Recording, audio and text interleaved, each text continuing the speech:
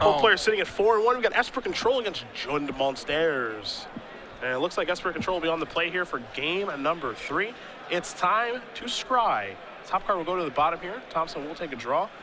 A Temple of Abandon is where we will start things here for Gerry. Taking a look here very quickly at the sideboards.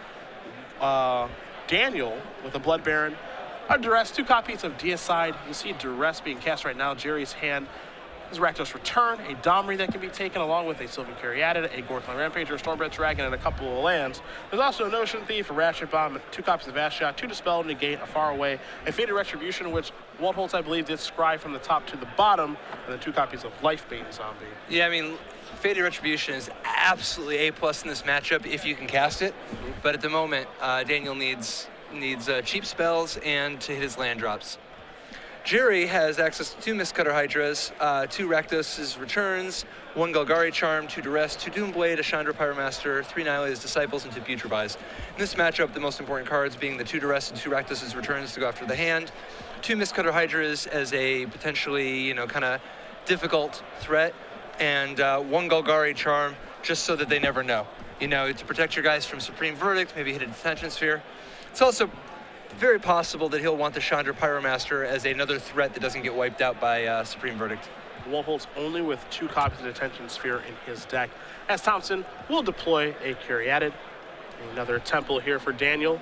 A lot of those, not much of a surprise. There are 12.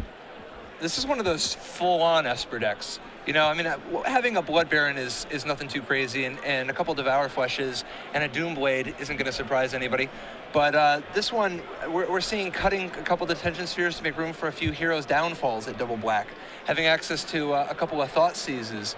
Just a lot more black cards than we've been seeing lately. You saw Thompson look what Domri missed and then play Temple of Abandon, leaving his top card on top very, very quickly. So you have to imagine that this is either a land that he's happy with or a spell that he's happy with, because it's quite clearly not a creature. Waldholz looking at a copy of Banishing Light, opting not to cast it, potentially. I guess you could say leaving up counter magic, even though there is only one source of blue mana. There is a Hero's Downfall in hand, however. Looks like Thompson picked up a copy of Overgrown Tomb. So what do you think of not Heroes Downfalling or Banishing Lighting the Domri? It's a little bit risky, allowing that to start to gain a little bit of an advantage. There's a land. So you got to Heroes Downfall something now. Oh, you're killing something. I guess I can't even really make a guess. Like if I'm in a spot, I would have Heroes Downfall Domri a little bit earlier. You kind of dodged the bullet of Domri not finding any cards in that exchange. Supreme Verdict to draw. That's probably he just wants casting. the information. Yeah. Supreme Verdict is a nice one here. Yeah. There's a land to follow up as well. Thompson will untap and take a draw here. Does have a Gorkline Rampager, Temple of Malice. Another copy of Domri over there. See, I like just getting Domri down. Just slow play it, you know what I mean? But, Gerry going to play Domri, yep. Take a look at the top card. Scavenging Ooze goes to the grip. And we'll pass the turn back with that and a Rampager in hand. Waldholz takes a draw. It's a copy of Sphinx's Revelation, but they're not big yet. He's got some work to do. Daniel trying to figure out how to best navigate the next couple of turns. He does have a Banishing Light for the Domri if he wants, but he decides to lead with Sphinx's Revelation first. I think he wants to try to set up a next turn where he actually solves 2 problems at once so that he can bridge into a real, a hardy Sphinx's Revelation the turn after. Yeah, looking for a land drop there, because you see his hand right now. He does have another Rev and this Elspeth as well. Domri's going to take up to 5, finds a copy of Sylvan Caryatid. If you're Waldholz, you're just hoping that you don't get hit by a Rakdos Return this turn. That's the scariest thing. So what do you think, Stormbred Dragon or no? Yeah, it's tough to say. It depends on what Gerry puts him on, I think, in this situation. If he's scared of an Elspeth or not. I guess he could kind of overcome Elspeth by playing. He can kind of overcome Elspeth, by playing Mutavault as his land, because he can play Dragon, attack, and that's what he's going to do. So he's going to play Mutavault, play Dragon, attack, and if Elspeth comes down. At least he kills the Elspeth. Yeah, he can get the Elspeth taken care of and keep going back to work with Domri here, even though that Doomblade was a pretty good draw. Absolutely, this is what he was hoping to do. Hit his land drops and have both a Banishing Light for the Domri and a Doomblade for the Dragon. Heck, even have a Doomblade there for the Mutavault, because Mutavault can certainly cause some problems. God, he's got so much life. I think you got to just go after those threats, get greedy, try to get more out of your Elspeth. Don't just throw it away. This is a situation where I want to trade resources quickly. so that I can rev back my handful. I like that. So here's 3 mana. There's a Banishing Light. That's going to take care of Domri. Now, of course, there can be some problems with this along the way, as there's a Doomblade to take care of Stormbreath Dragon. Don't get me wrong. Again, Rakdos' Return could be an issue, but that's always going to be an issue. Nobody ever plays Destructive Revelry anymore. Yeah, no. Dude, that card is hot. There's very few of those. There should probably be more of that card. It's that flexibility of Golgari Charm that people like. Yeah. People undervalue damage. Thompson going to add some mana here. That's a Scavenging Ooze. And this is a Mutavault attack. In for 2 he goes, puts his opponent down to 16. But if you're Daniel Waldholz, you have to like how things are going. There's a Blood Crypt passing the turn back. The ability to activate Scavenging Ooze a couple times here. Daniel wondering how many cards Gerry has. Just a couple. None of them are all that impressive either. A rev for 5 is going to be absolutely humongous. Yeah. If you can make it just one more turn without getting Rakdos' returned. Just one more. There's only one more Rakdos Return in Gerry's deck. He has 2 after sideboard. Would be a timely top deck if he finds one, but he doesn't have it right now. So what do you think? Do you play the Watergrave untapped here? I mean, it pretty loudly telegraphs, but... Yeah, I play the Watergrave untapped. Yeah. I'm no Revelation Master, but I want to try 5 cards. Yeah, let's get Shaheen on the phone. Yeah. If we can phone Shaheen, ask Shaheen, would he play the Watery Grave untapped? Looks like Daniel does. And as someone who has played a lot of Revelations, like Gerry has, he knows what's coming. Yeah, Gerry top 8ing a Pro Tour, the first Pro Tour where Sphinx's Revelation was legal. That's correct. Time to fire Mutavault and get in there for 6. Let's remove, make it 7. Scavenging Ooze doing some nice work here. But Gerry not finding any of the cards that are real backbreakers in this matchup.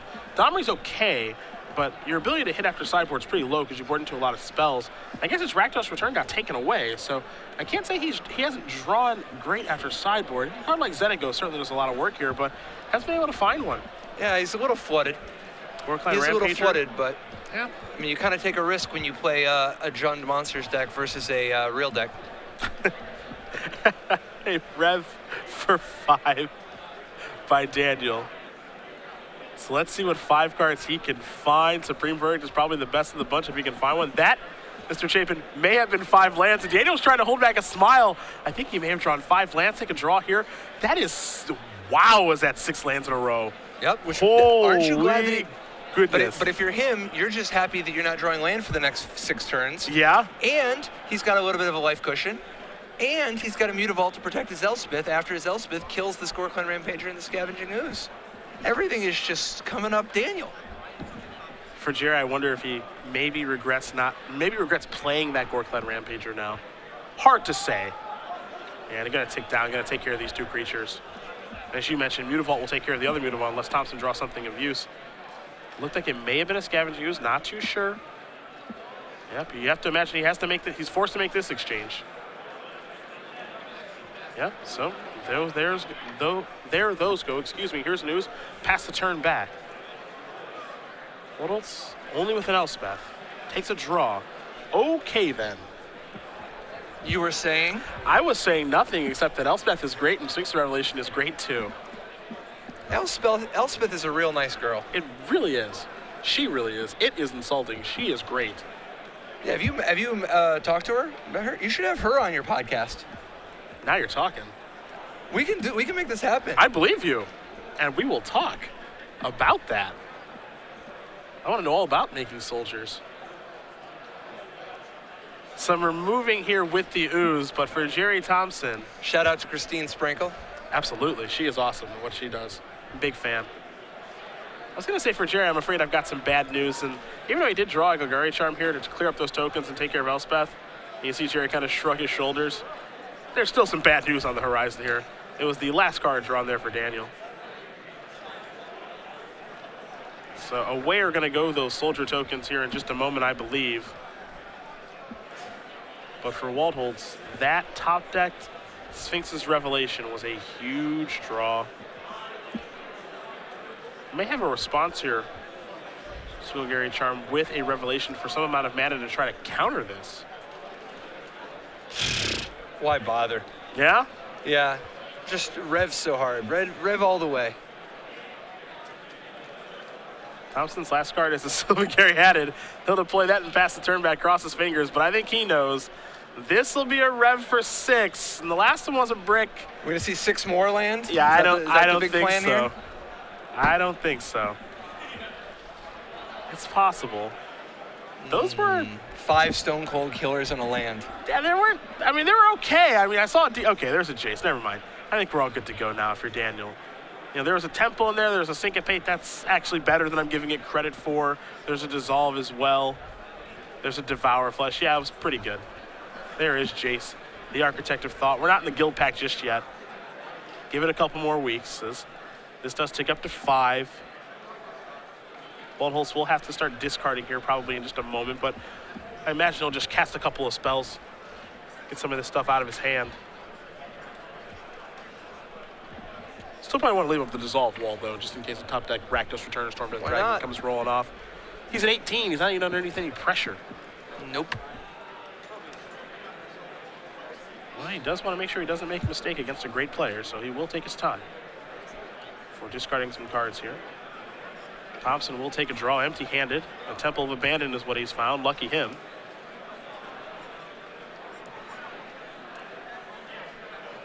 Can get in the red zone there with that Scavenging Ooze if you'd like. Here is Temple of Abandon, top card. It's a Stormbreath Dragon, forced to leave it on top. Now here's an attack. And that'll be for 3. Jace will go down to 2, pass the turn back over to Waldholz. Thought sees the draw. That one's not going to be useful. There's a Temple of Silence. Take a look at the top card. That's going to stay on top. That is going to tick up. Will the Jace. This is a Detention Sphere. So there goes the Scavenging Ooze. Thompson with just 1 permanent left in play, which is a Sylvan Caryatid. And for Daniel, the world currently is his oyster. Stormbreath Dragon off the top. Thompson knew it was there. Now the question is, which counterspell does he want to use? Syncopate will work just fine.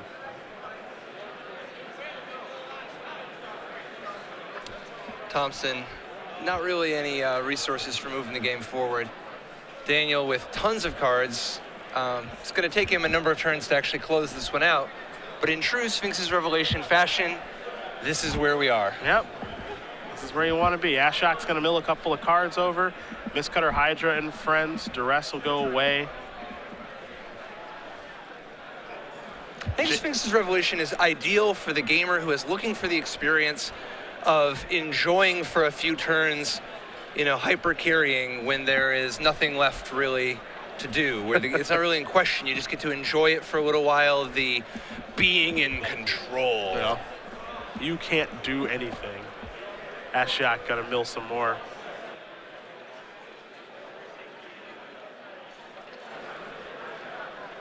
Here is a powerful Duress from Gerry. And that will get dissolved. Yeah, because why not? And that's going to clear the way for the mighty Scavenging Ooze.